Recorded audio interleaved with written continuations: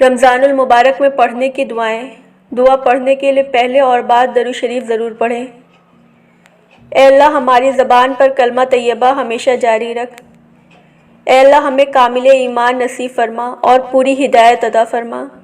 اے اللہ ہمیں پورے رمضان کی نعمت انواز اور برکات سے مالا مال فرما۔ اے اللہ ہم پہ اپنی رحمت نازل فرما، کرم کی بارش فرما اور رزق حلال عطا فرما۔ اے اللہ ہمیں دین و اسلام کے احکام پر مکمل طور پر عمل کرنے والا بنا دے۔ اے اللہ تو ہمیں اپنا محتاج بنا، کسی غیر کا محتاج نہ بنا۔ اے اللہ ہمیں لیلۃ القدر نصیب فرما۔ اے اللہ ہمیں حج مقبول و مبر نصیب فرما۔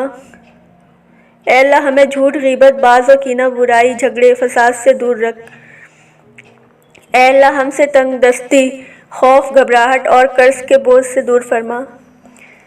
اے اللہ ہمارے صغیرہ اور کبیرہ گناہوں کو معاف فرما۔ اے اللہ ہم کو دجال کے فتنے، شیطان اور نفس کے شر سے محفوظ رکھ۔ اے اللہ عورتوں کو پردے کی پوری پابندی کرنے کی توفیق عطا فرما۔ اے اللہ ہر چھوٹی بڑی بیماری سے ہمیں اور کل مومنین و مومنات کو محفوظ رکھ۔ اے اللہ ہمیں تقوی اور پرہیزگاری عطا فرما۔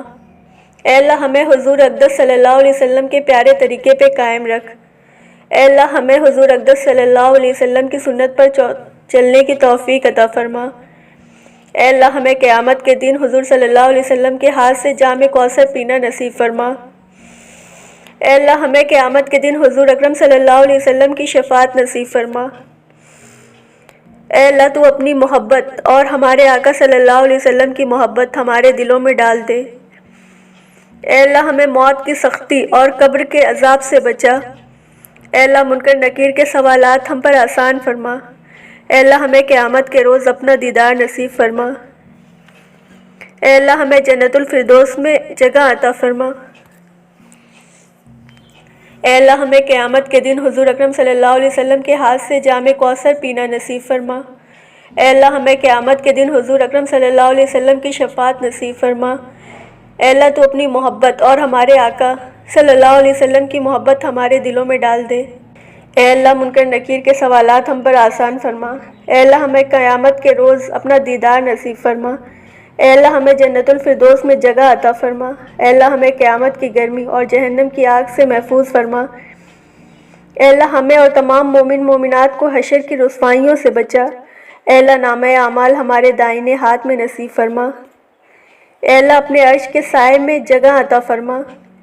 اے اللہ پرصراط پر بجلی کی طرح گزرنے کی توفیق عطا فرما۔ اے اللہ ہمیں دونوں جہان میں رسول پاک صلی اللہ علیہ وسلم کا غلام بنا کے رکھ۔